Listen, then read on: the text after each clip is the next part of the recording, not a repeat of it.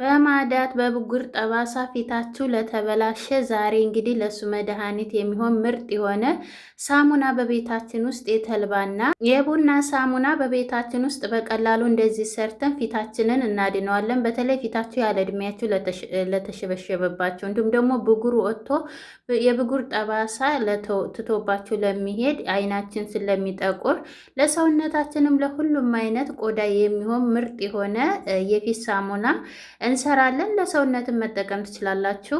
እንዲሁም ደግሞ ከዚህ በፊት በምሰራቸው ቪዲዮዎች ሳሙና በጣም ተወዳጆች ናቸው። በጣም ነው የምትወዳቸው። ነገር ግን ብዙዎቻቸው ሳሙናው በጣም ምርጥ ነበር፣ ግን አልወጣም አለ፣ እየደረቀብኝ ተቸግሬያለሁኝ፣ እባክሽ ውሃ እየሆነብኝ አላችሁና እንግዲህ እንዴት እንደምታወጡት እንዴትም እንደምታደርቁት ለምን ያህል ጊዜ እንደምታቆዩት እኔ ሲበላሽብኝ እንዴት እንደማስተካክለው አሳያችኋለሁ። ከእናንተ የሚጠበቅባችሁ ቪዲዮ ላይክ እያደረጋችሁ ሰብስክራይብ እያደረጋችሁ እስከ መጨረሻው ማየት ብቻ ነው። ከዛ እዚህ ጋር በምታዩት መልኩ ወደ አሰራሩ ወስዳችሁ በመጀመሪያ ደረጃ እዚህ ጋር ተልባለኝ እኔ አራት ማንኪያ ተጠቅሜያለሁኝ። ተልባውን ያበዛሁበት ምክንያት እኔ ተልባ ባለውለታይ ስለሆነ ነው። ምክንያቱም ፊቴን ያዳንኩበት በተለይ ደግሞ ከጀርባችሁ በሙቀት ምክንያት ልብስ የምታሰጡ አብዛኞቻችሁ ጀርባችን ይጠቁራል፣ እንዲሁም ደግሞ ማዳት ይሆናል፣ በጣም ያሳክከናል። እሱን ደግሞ ያጠፋላችኋል ማለት ነው። ከዛ እዚህ ጋር ሩዝ ተጠቅሜያለሁ። ሩዝ መስሪ ነው የተጠቀምኩት። ይሄ ሩዝ በጣም ቆንጆ ነው። ሩዝን ሳሙና ስትጠቀሙ ማስክም ስትሰሩ ጨምሩበት። እኔ የማለየው ምክንያት ምንድነው እንዳልኳቸው ቤት ውስጥ ሳሙና ስለምሰራ ሩዝ ለፊት ጥራት በጣም ቆንጆ ስለሆነ ለማዳት። ከዛ እዚህ ጋር እንግዲህ ሁሉም በአንድ ላይ ካደረግኩ በኋላ እንደዚህ እናጥበዋለን። ሩዙን አነሳ አድርጌዋለሁኝ፣ አላበዛሁትም። ምክንያቱም ሲቀቀል ስለሚበዛ ተልባውን በዛ አድርገን ነው የምንጠቀመው። ተልባ ለተሸበሸበ ቆዳና ፊት በጣም ምርጥ ስለሆነ ፊታችን ውጥር ነው የሚያደርግልን። ፊታችን ደግሞ እንደ ሕፃን ልጅ ነው የሚያስመስልልን።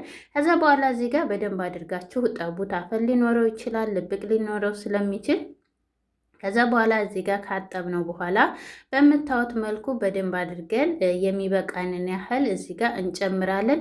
ውሃውን በነገራችን ላይ እዚህ ጋር መጠኑን አላሳየኋቸውም፣ ግን በግምት እነግራቸዋለሁ። ከዛ እዚህ በምታዩት እቃ ላይ ተጨመርኩት በኋላ መልሼ ውሃ እጨምርበታለሁ እንዲንተከተክልኝ። ቡናም ስለምጨምርበት ቡናውን በኋላ ላይ ነው የምጨምረው። ትንሽዬ ይሄን ተክተክና ጄሊ ስጠኝ ትንሽ። ከዛ በኋላ ጨምረዋለሁ። በምታዩት መልኩ እሳቱን ዝቅተኛ አድርጉት። ትንሽ ሞቅ እስከሚልላችሁ በአንድ ጊዜ ጄሊ እንዲሰጣችሁ ማለት ነው። ውስጡ ጥሬ እንዳይሆን የበለጠ ጄሊው እንዲሰጣችሁ መጀመሪያ ውሃው ሞቅ እስከሚልላችሁ ድረስ እሳቱን ቀንሳችሁ ይንተክተክላችሁ በምታዩት። ከዛ መለስ ቀለስ እያላችሁ እንትን በሉት አማስሉት። ምክንያቱም ተልባ የመያዝ ባህሪ ስላለው እንዳይጣበቅባችሁ ድስታችሁን። ከዛ እንደዚህ እያደረግኩ አማስለዋለሁ። በተለይ ይሄ ሳሙና በጣም ብዙዎቻችሁ በተልባና በሩዝ ሳሙና እንዲሁም ደግሞ በማስኩ በጣም የተመሰገንኩበት ነው። እኔም በጣም ነው የማመሰግነው። እኔም ደግሞ ባለውለታይ ስለሆነ ከግብአቶቼ አለየውም። በጣም ተልባ እና ሩዝ በስመ አብ ምን ልበላችሁ። እና ከዛ እዚህ ጋር በምታዩት መልኩ ትንሽ ተክተክ ካለልኝ እንደምታዩት ገንፈል ታለ በኋላ እዚህ ጋር ቡና ጨምሬበታለሁኝ። ያለቀብኝ ስለሆነ ቡና ተመውደድ የተነሳ ለግልጌ ነው ሁላ የጨመርኩት። አንድ ማንኪያ ይሆናል ውስጡ የነበረው። ከዛ በኋላ አንድ ማንኪያና ግማሽ ተጠቀምኩኝ። ያ ማለት 2 ማንኪያ ተግማሽ ተጠቅሜያለሁ ማለት ነው። 3 ማንኪያ ማድረግ ትችላላችሁ በሾርባ ማንኪያው።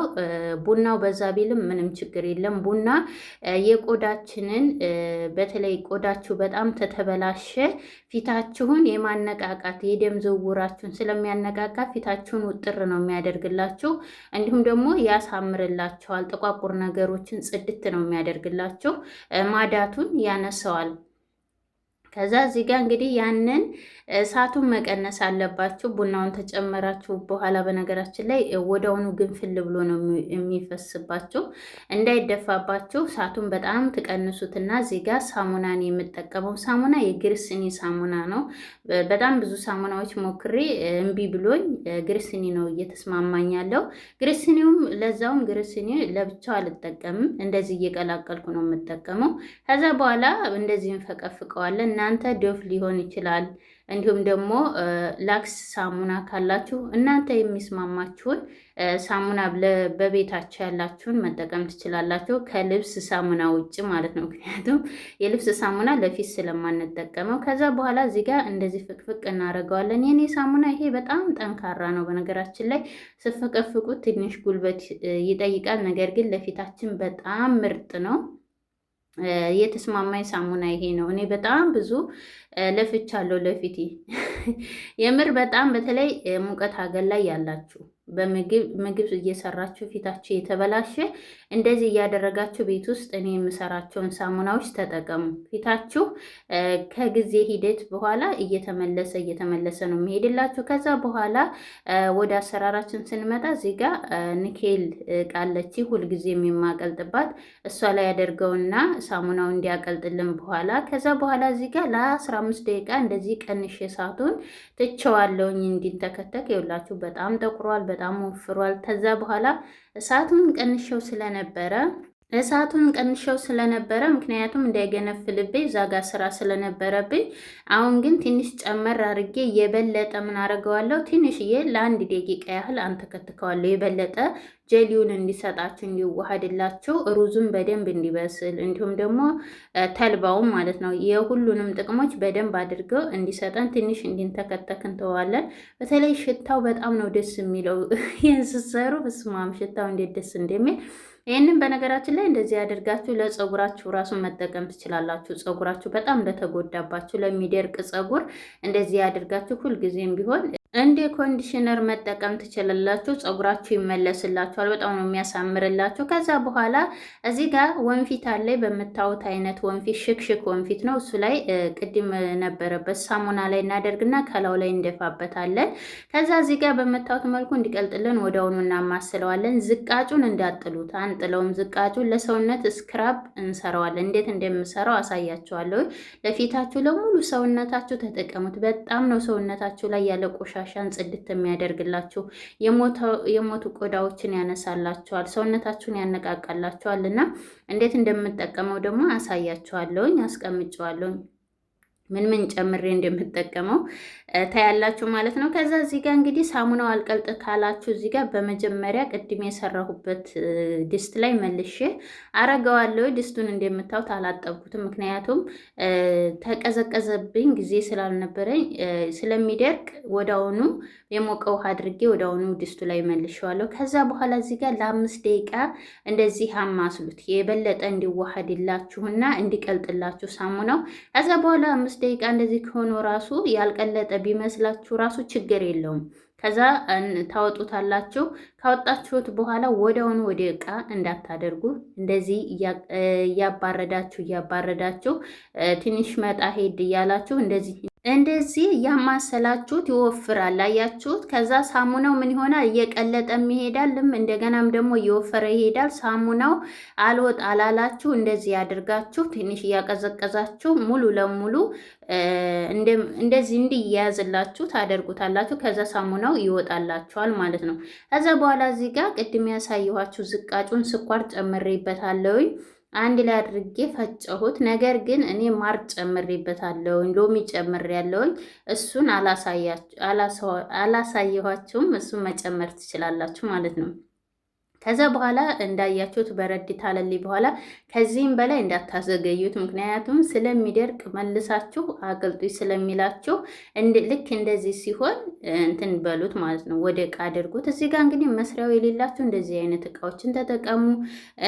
በሃይላንድም አሳይቻችኋለሁ። በምን ዕቃ ላይ በሌላችሁ በሌላም በልኩ አሳይቻችኋለሁ። ከታችዋቸው በጣም ብዙ የተለያዩ የሩዝ ሳሙና ሰርቻለሁኝ። የቀይ ስር ሰርቼላችኋለሁ። የብርቱካን በጣም የተለያዩ ሳሙናዎች ወደ ታች ማየት ትችላላችሁ ማለት ነው። እንደገናም ደግሞ ይሄ ራሱ የሳሙና መስሪያ አይደለም እንደምታዩት ማለት ነው። ፕላስቲክ እቃ ነው። እሱን ነው እየተጠቀምኩ ያለሁት። ከዛ በኋላ እዚህ ጋር በምታዩት መልኩ አንድ ሳሙና ነበር የሰራው፣ ግን 3 ሳሙና ሆነልኝ። ተርፎን ደግሞ ሌላ እቃ ላይ ጨምሬያለሁ። ከዛ ይሄንን ለ24 ሰዓት ከፍሪጅ ውጭ ክፍላችሁ አስቀምጡ። ፀሐይም የማያገኘው ቦታ ላይ በአየር እንዲደርቅ ማለት ነው። በምታዩት መልኩ ይደርቃል። ይህ ማለት ደግሞ በአንድ ቀን ክው ይላል ማለት አይደለም። ከዚህ በፊት ላይ ኮሜንት ላይ ጽፋችሁ ስለነበረ አልደርቃለኝ ያላችሁ ይሄ ለመድረቅ ሳምንት ይፈጃል ቤት ውስጥ አድርጋችሁ። ነገር ግን እርጥቡን እስከሚደርቅ ድረስ አንድኛውን እየተጠቀማችሁ ሌላኛውን ይደርቅላችኋል። ምንም ችግር የለም። እስከ ሳምንት አስቀምጡት። በእርጥቡ መጠቀም ትችላላችሁ። እኔ አሁን ይሄንን ሳሙና ስላለቀብኝ አንዱን እየተጠቀምኩ ሌላው ይደርቃል ማለት ነው። እርጥቡን ችግር የለም መጠቀም ይቻላል ማለት ነው። እንዲሁም ፊታችሁ የበለጠ በጣም ነው የሚያለስልስላችሁ። ሰውነታችሁንም ተጠቀሙ። በተለይ አንገታችሁ ስር በጣም ለጠቆረባችሁ አንገታችሁም ያማረ ነው የሚሆንላችሁ። ከዛ እዚህ ጋር በምታዩት መልኩ እንደዚህ እየታጠብኩኝ አሳያችኋለሁ። ቀሪውን እንዳልኳችሁ ከፍሪጅ ውጭ አድርጉ። ላይክ ሰብስክራይብ ማድረግ አትርሱ። ቻው፣ ወዳችኋለሁ።